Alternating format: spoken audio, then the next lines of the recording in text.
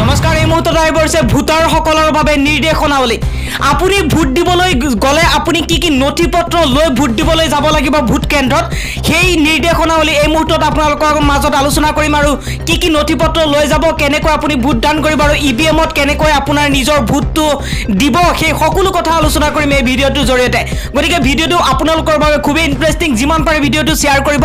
বহুত মানুহ এনেকুৱা আছে যিসকলে ভোট দিবলৈ যাওঁতে ভয় কৰে কেনেকৈ ভোট দিম কেনেকৈ ইভিএম মেচিনত আমি ভোট দান কৰিম কেনেকৈ সেই কথাটো সকলোৱে পাহৰি যায় প্ৰায়বোৰ মানুহে নতুনকৈ ভোট দিবলৈ যাওঁতে এই সমস্যাবোৰৰ সন্মুখীন হয় গতিকে ভিডিঅ'টো যিমান পাৰে শ্বেয়াৰ কৰিব যাতে সকলোৱে জানিব পাৰে কাৰণ এইবাৰ কোভিড প্ৰটকল মানিহে ভোট দিব লাগিব আৰু কেনেকৈ দিব কি কি নীতি নিয়ম বান্ধি দিছে এই সকলো কথা আলোচনা কৰিম এতিয়া চাওক প্ৰথম কথাটো হ'ল যে আপোনালোকে এইখিনি কথা জানিব লাগিব আৰু যদি আপোনালোকৰ ভোটাৰ তালিকাত নাম নাই তেনেহ'লে আপোনালোকে ভোট দিব পাৰিবনে নাই আৰু 80 বছৰ ঊৰ্ধৰ লোকসকলৰ বাবে কি কি নীতি নিয়ম বান্ধি দিয়া হৈছে আৰু প্ৰতিজন ভোটাৰসকলৰ বাবে কেনেকৈ ভোট দিব সকলো কথা আলোচনা কৰিম এই ভিডিঅ'টোত গতিকে ভিডিঅ'টো সম্পূৰ্ণকৈ চাব ভাল পালে লাইক শ্বেয়াৰ আৰু লগতে সাবস্ক্ৰাইব কৰিব চেনেলটো এতিয়া আপোনালোকক প্ৰথমতে এ টু জেড প্ৰথমতে আপোনালোকক দেখুৱাই দিছোঁ যে আপোনালোকে কি কি নথিপত্ৰ লৈ আপুনি ভোট কেন্দ্ৰত যাব লাগিব ইয়া চাওক মই প্ৰথমতে আপোনালোকক জুম কৰি দেখুৱাই দিছোঁ ইয়াত লিখা আছে ভোটদান কেন্দ্ৰলৈ যিকোনো এখন অনুমোদিত পৰিচয় পত্ৰ আৰু ভোটাৰ স্লিপ লগত লৈ যাব লাগিব কাৰণ আপোনালোকে জানে যে ভোট দিবলৈ গ'লে এখন ভোটাৰ স্লিপ দিয়ে আপোনাক আৰু সেই ভোটাৰ স্লিপখন আপুনি আপোনাৰ বিএলঅ'ৰ পৰা ল'ব লাগে তো আপুনি সেই ভোটাৰ স্লিপখন লগত লৈ যাব আৰু লগতে যিকোনো এখন আপুনি ভোট দিবলৈ যাওঁতে যিকোনো এখন নথিপত্ৰ আপুনি লগত লৈ যাব তাৰ ভিতৰত হৈছে 1 নম্বৰ পান কাৰ্ড আধাৰ কাৰ্ড ড্ৰাইভিং লাইচেন্স বা আপোনাৰ যদি এনৰেগা অৰ্থাৎ আপোনাৰ জনধন একাউণ্টৰ ওপৰত পাছবুকৰ ফটো আছে সেইটো পাৰিব যদি আপোনাৰ ধৰক বেংকৰ একাউণ্ট আছে সেই একাউণ্ট হৈও আপুনি পাৰিব পাছপোৰ্ট যদি আপোনাৰ আছে সেইটো হ'লেও কিন্তু আপুনি ভোট কেন্দ্ৰলৈ যিকোনো এখন নথিপত্ৰ লৈ যাবই লাগিব মই পুনৰবাৰ আপোনালোকক কৈ দিছোঁ যে আপোনালোকে যদি ভোট কেন্দ্ৰ যায় এইবাৰ কিন্তু ভোট কেন্দ্ৰত আপোনালোকে গ'লে চেনিটাইজ আৰু লগতে আপোনালোকে মাস্ক পৰিধান কৰিব লাগিব আৰু ভোট কেন্দ্ৰৰ ফালৰ পৰা আপোনাক মোজা ব্যৱহাৰ কৰিবলৈ দিব এতিয়া চাওক আপুনি প্ৰথমতে আপোনাৰ ভোটাৰ পৰিচয় পত্ৰ আপুনি লৈ যাব নহ'লে আধাৰ কাৰ্ড নহ'লে মহাত্মা গান্ধী এনৰেগাৰ যিটো জব কাৰ্ড সেইটো যাব নহ'লে পান কাৰ্ড বেংক বা ডাকঘৰৰ পাছবুক যদি আছে লৈ যাব যিকোনো এটা লৈ গ'লে হ'ল আপোনাৰ ইয়াৰ ভিতৰত যদি যিকোনো এটা আছে সেইটো আপোনাৰ ভোটাৰ স্লিপৰ লগত লৈ যাব আৰু শ্ৰম মন্ত্ৰালয়ৰ অধীনৰ আঁচনিত প্ৰদান কৰা স্বাস্থ্য বীমা স্মাৰ্ট কাৰ্ড যদি আছে লৈ যাব নহ'লে ড্ৰাইভিং লাইচেন্স নহ'লে এবাৰ পাছপোৰ্ট নহ'লে কেন্দ্ৰীয় ৰাজ্যিক বা আপোনালোকৰ পাব্লিক লিমিটেড কোম্পানীৰ কৰ্মচাৰীক প্ৰদান কৰা ফটোযুক্ত পৰিচয় পত্ৰ আপুনি যিকোনো এটা লৈ যাব পাৰে নহ'লে ৰাষ্ট্ৰীয় জনসংখ্যা পঞ্জীয়নৰ অধীনত ভাৰতৰ মহাপঞ্জীয়কে প্ৰদান কৰা স্মাৰ্ট কাৰ্ডৰ জৰিয়তে পাব ফটোযুক্ত পেঞ্চন নথি যদি আপোনাৰ আছে সেইটো লৈ গ'লে হ'ব আৰু এই সকলোবোৰ দিয়াৰ এটাই উদ্দেশ্য হৈছে কাৰণ এজনৰ হয়তো এই সকলোখিনি নাথাকিব পাৰে যিকোনো এটা ইয়াৰ ভিতৰত লৈ আপোনালোকে ভোট দিব পাৰিব যদি কাৰোবাৰ আধাৰ কাৰ্ড নাই পান কাৰ্ডৰ জৰিয়তে তেওঁলোকে লৈ যাব পাৰিব আৰু সাংসদ বিধায়ক বিধান পৰিষদৰ সদস্যসকলক প্ৰদান কৰা চৰকাৰী পৰিচয় পত্ৰ এইটো লৈ গ'লে আপুনি ভোট দিব পাৰিব এতিয়া নিশ্চয় আপুনি গম পাইছে যে ঘৰখনৰ পৰা আপোনাৰ প্ৰথম হৈছে ভোটাৰ স্লিপ আৰু তাৰ পাছত এই নথিসমূহৰ ভিতৰত যিকোনো এটা নথি লৈ আপুনি ভোট কেন্দ্ৰলৈ যাব লাগিব আৰু ইয়াত আপোনালোকক প্ৰথমতে কি কৰিব লাগিব আপুনি যেতিয়া ভোট দিবলৈ যাব ভোট প্ৰদান কৰিবলৈ যাব তেতিয়া আপোনাৰ চেনিটাইজ কৰিব লাগিব আপোনাক পৰীক্ষা কৰা হ'ব যে আপুনি কোভিড আক্ৰান্ত নেকি তাৰ পাছত দ্বিতীয়খন ইয়াত চাওক আপোনালোকক ইয়াত ভোট কেন্দ্ৰ ইয়াত আপুনি কেনেকৈ কোভিড-19 প্ৰটকল মানি ইয়াত যিমানখিনি ইয়াত দিয়া হৈছে ইয়াৰ ভিতৰত আপোনালোকে এটাকৈ প্ৰৱেশ কৰিব লাগিব এবাৰ কোভিড প্ৰটকল মানিহে আপোনালোকে ভোট কেন্দ্ৰত প্ৰৱেশ কৰি আপোনালোকে নিজৰ ভোট প্ৰদান কৰিব পাৰিব প্ৰথমতে কি কৰা হ'ব মাস্ক মুখা আৰু লগতে হাত মোজা আপোনাৰ পিন্ধিব লাগিব সকলো ব্যক্তিৰ শৰীৰৰ উষ্ণতা জোখা হ'ব তাৰ পাছত চেনিটাইজাৰ চাবোন আৰু পানী ব্যৱহাৰ কৰিব লাগিব সামাজিক দূৰত্বটো আপোনালোকে ডিষ্টেন্সটো পালন কৰিব লাগিব দীঘলীয়া শাৰী পৰিহাৰ কৰিবলৈ এবাৰ টোকেনৰ ব্যৱস্থা কৰিব আৰু পোষ্টেল বেলটৰ বিকল্প সুবিধাও থাকিব আৰু এইবাৰ ভোটদান কেন্দ্ৰৰ বাধ্যতামূলক ভোটদান কেন্দ্ৰত চেনিটাইজাৰ কৰিবই লাগিব এইটো বাধ্যতামূলক কৰিছে এবাৰ নিৰ্বাচন আয়োগৰ ফালৰ পৰা আৰু ভোট কেতিয়াৰ পৰা আৰম্ভ হ'ব প্ৰতিটো ভোট কেন্দ্ৰত ভোটাৰৰ সংখ্যা কম কৰা হ'ব আৰু ভোটদানৰ সময়সীমা 1 ঘণ্টা পৰ্যন্ত বঢ়াই দিয়া হ'ব আৰু ৰাতিপুৱা 7টা বজাৰ পৰা সন্ধিয়া 6 বজালৈকে ভোটদান কৰিব পাৰিব আপুনি আৰু এটা ইয়াত 1000 লৈকে ইয়াত কৰা হৈছে আৰু ভোট দিবলৈ যাওঁতে আপোনালোকে 6 ফুট দূৰত্ব বজাই ৰাখিব লাগিব ইয়াত উল্লেখ কৰা আছে ফটো আকাৰত আপোনালোকক দেখুৱাই দিছো ইয়া চাওক 6 ফুট দূৰত্ব আপোনালোকে মেইনটেইন কৰি আপোনালোকে ভোট কেন্দ্ৰত প্ৰৱেশ কৰিব লাগিব তাৰ পাছত সেনিটাইজ কৰিব লাগিব আৰু আপোনালোকৰ জানে আপোনালোকে মুখা পিন্ধিব পাৰিব আৰু মোবাইল ফোন আপোনালোকক এলাউ নহয় মোবাইল ফোন আপোনালোকক লৈ যাবলৈ নিদিব কোনো ধৰণৰ বৈদ্যুতিক সা সামগ্ৰীৰ অনুমতি নাই কিন্তু ভোটাৰ কেন্দ্ৰত ভোট দিবলৈ যাওঁতে আপোনালোকে এইবোৰ যাতে লৈ যাব নোৱাৰে তাৰ ব্যৱস্থা কৰা হ'ব প্ৰশাসনৰ ফালৰ পৰা আৰু ভোটাৰসকলৰ বাবে এটা সুবিধা কৰি দিছে ভোটদান কেন্দ্ৰৰ অনুসন্ধান যদি আপুনি বিচাৰি নাপায় আপুনি কোনটো ভোটাৰ কেন্দ্ৰত ভোট দিব তেনেহলে আপুনি vote.portal.eci.gov.in লগইন কৰি আপোনাৰ ভোটাৰ কেন্দ্ৰটো আপুনি ইয়াৰ পৰা চাব পাৰে যদি আপোনাৰ এনেকে ইন্টাৰনেটত চাব নোৱাৰে তেনেহলে 1950ত আপুনি SMS কৰি প্ৰথমতে আপুনি নাম্বাৰটো মাৰি তাৰ পাছত স্পেচ দি আপোনালোকে ইপিক নাম্বাৰটো মাৰিব ECIPS এটো মাৰি স্পেচ দিব আকৌ আপোনাৰ যেটো ভোটাৰ পৰিচয় পত্ৰ আছে যেটো নাম্বাৰ আছে সেই নাম্বাৰটো মাৰি SMS ৰ জৰিয়তেও জানিব পাৰিব এতিয়া হৈছে মূল কথা যিসকল নতুন ভোটাৰ তেওঁলোকে নাজানে কেনেকৈ ভোট দিব ইভিএমত কেনেকৈ তেওঁলোকে ভোট দিব পাৰিব এতিয়া ভোটাৰসকলে প্ৰথমতে কি কৰিব মই আপোনালোকক এটাৰ পৰা এটা দেখুৱাই আছো প্ৰথম হ'ব ভোটাৰ তালিকাত আপোনাৰ নাম আৰু পৰিচয় পত্ৰ পৰীক্ষা কৰিব লাগিব আছে নে নাই হেতু প্ৰথমতে আপুনি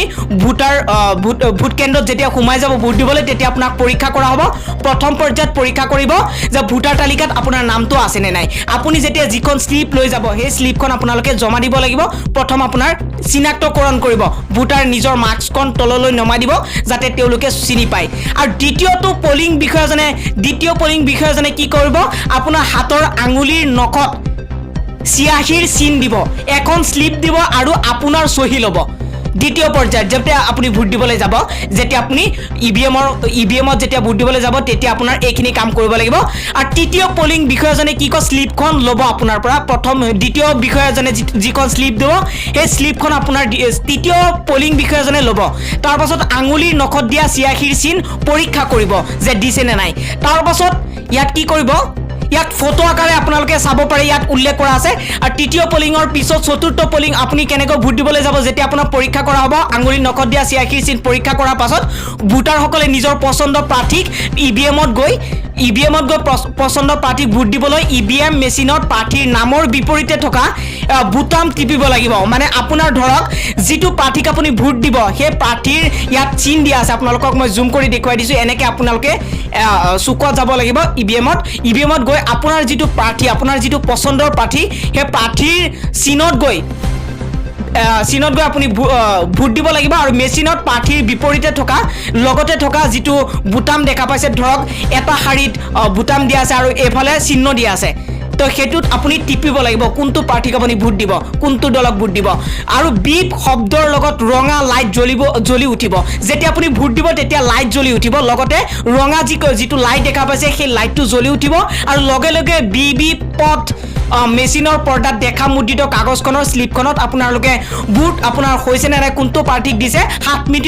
মিনিটৰ কাৰণে 7 ছেকেণ্ডৰ কাৰণে কিন্তু আপোনালোকে দেখা পাব পৰীক্ষা কৰিব পাৰিব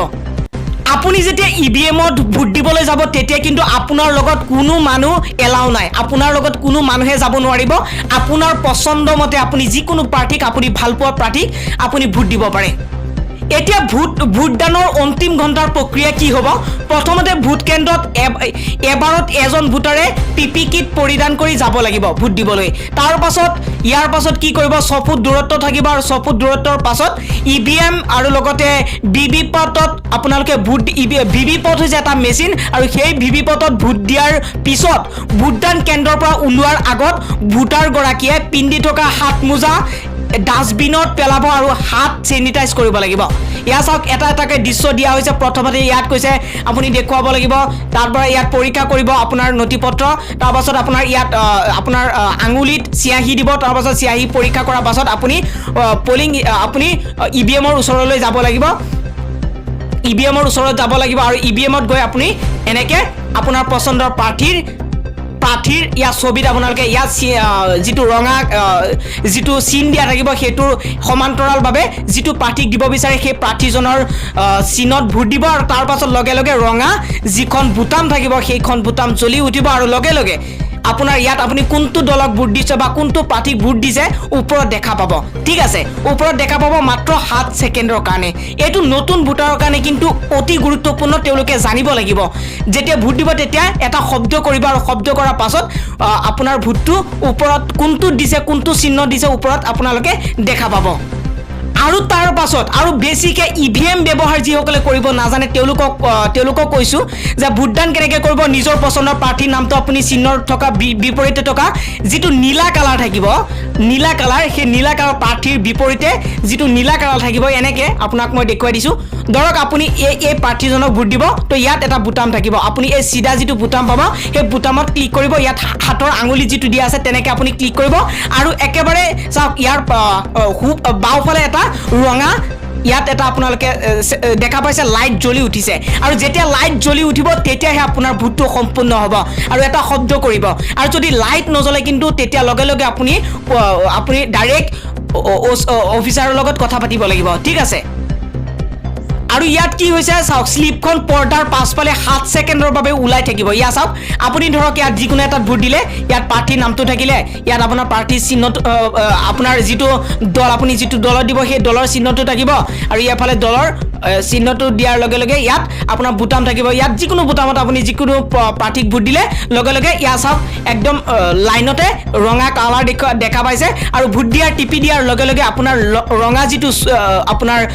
লাইট থাকিব সেইটো জ্বলি উঠিব আৰু লগে লগে আপোনাৰ এইফালে ইয়াত আপুনি যোনটো প্ৰাৰ্থীক ভোট দিছে সেই প্ৰাৰ্থীৰ ইয়াত চিহ্নটো দেখুৱাব 7 ছেকেণ্ডৰ কাৰণে আপুনি ইয়াত চাব পাৰিব ইয়াত ভোট দিয়াৰ লগে লগে ইয়াত আপুনি দেখা পাব ইভিএমৰ এই বিবি পট যিটো মেচিন আছে ইয়াত আপোনালোকে দেখা পাব ইভিএমৰ ঠিক আছে ইয়াত আপুনি ভোট দিয়াৰ লগে লগে কোনটো প্ৰাৰ্থীক ভোট দিছে যদি আপোনাৰ ইয়াত লাইটটো জ্বলা নাই আপুনি টিপি দিছে লাইটটো জ্বলা নাই লগে লগে আপুনি বিষয়াক জনাব যে লাইটটো জ্বলা নাই কি অসুবিধা হৈছে তো আপোনাৰ অসুবিধা সকলো দূৰ কৰিব নতুনকৈ ভোট দিয়াসকলৰ বাবে এই সমস্যা বেছিকৈ হয় আপুনি ইভিএমত টিপি দিয়াৰ লগে লগে যেতিয়া ৰঙা এটা লাইট জ্বলিব তেতিয়া লাইটটো আপুনি লক্ষ্য কৰিব পছন্দৰ প্ৰাৰ্থীৰ নাম চিহ্নৰ বিপৰীতে থকা ৰঙা লাইটটো জ্বলি উঠিব আৰু সেই লাইটটো জ্বলাৰ পাছত আপুনি ইয়াত প্ৰাৰ্থীৰ দেখা পাব ইয়াত প্ৰাৰ্থীৰ চিহ্নটো আহি যাব আপোনাৰ ভোট পৰীক্ষা কৰিব পাৰিব যদি আপোনাৰ পছন্দৰ প্ৰাৰ্থীৰ ক্ৰমিক নম্বৰ নাম আৰু চিহ্ন ভিভিপেটৰ পৰ্দাত আপোনাৰ স্লিপ আকাৰে দেখা যাব তো এইখিনি আপোনালোকে এনেকৈ সুন্দৰকৈ আপোনালোকে ইভিএমত গৈ মেচিনত ভোট দিব পাৰিব ভয় একো কৰিব নালাগে আপোনাৰ পছন্দৰ প্ৰাৰ্থীজনক আপুনি ভোট দিব পাৰে আশা কৰোঁ আপোনালোকে বুজি পাইছে যে কেনেকৈ আপোনালোকে ভোট দিব লাগিব আৰু লগতে কি কি নথিপত্ৰ লৈ যাব লাগিব আৰু ছ'চিয়েল ডিষ্টেঞ্চ পালন কৰি 6 ফুট দূৰত্ব বজাই ৰাখি আপোনালোকে ভোট কেন্দ্ৰত গৈ আপোনালোকে ভোট প্ৰদান কৰিব পাৰিব আৰু কোভিডৰ প্ৰট'কলসমূহ আপোনালোকে গম পাইছে মাস্ক পৰিধান কৰিব লাগিব আৰু যেতিয়া আপুনি ভোট কেন্দ্ৰত যাব তাৰ পৰা আপোনাক মোজা দিয়া হ'ব আৰু লগতে আপোনাক এটা ব্যক্তি আপোনাৰ জোকা হ'ব আপুনি কোভিড আক্ৰান্ত নেকি কি সামাজিক দূৰত্ব পালন কৰিব লাগিব এনেকৈ আপুনি সকলোবোৰ নীতি নিয়ম পালন কৰি আপুনি ভোট সম্পূৰ্ণকৈ দিব লাগিব আৰু নথিপত্ৰ আপোনাৰ ভোটাৰ যিখন স্লিপ আপুনি ভোট আপোনাৰ যিটো আপোনাৰ বিএলৰ পৰা লৈ যাব সেইখন আৰু লগতে এখন যিকোনো প্ৰমাণপত্ৰ আপোনাক যিখিনি মই আগতে ক'লোঁ সেইখিনি লৈ যাব আৰু তাত গৈ চেনিটাইজ আপোনালোকে সকলো পাই যাব আৰু মোবাইল এলাউ নাই আপোনালোকে ভোট দিবলৈ যাওঁতে মোবাইল এলাউ নাই আপোনালোকে দিব নোৱাৰিব তো আশা কৰোঁ আপোনালোকে ভোট বুজি পাইছে আশা কৰোঁ সকলোৱে বুজি পাইছে আৰু ভাল পালে যিমান পাৰে ভিডিঅ'টো শ্বেয়াৰ কৰিব বহুত ক্ষেত্ৰত এনেকুৱা হয় বহুতে বুজি নাপায় কেনেকৈ ভোট দিম নতুন ভোটাৰসকলে কয় যে আমি কেনেকৈ ভোট দিম বা কোনটোত গৈ কেনেকৈ কি কৰিব লাগিব আশা কৰোঁ আপোনালোকক প্ৰথমৰ পৰা শেষলৈকে আপোনালোকক বুজাই দিলোঁ একো আপোনালোকৰ প্ৰব্লেম নহয় আপোনালোকে A to Z আপোনালোকে কৰিব পাৰিব ইভিএমত মেচিনত গৈ কেনেকৈ কি কৰিব লাগে ক'ত কি চাব লাগে সকলো কথা আশা কৰোঁ আপোনালোকে বুজি পাইছে ভাল পালে এটাকৈ লাইক শ্বেয়াৰ আৰু চেনেলটোত যদি নতুন আছে এটা ছাবস্ক্ৰাইব কৰি দিব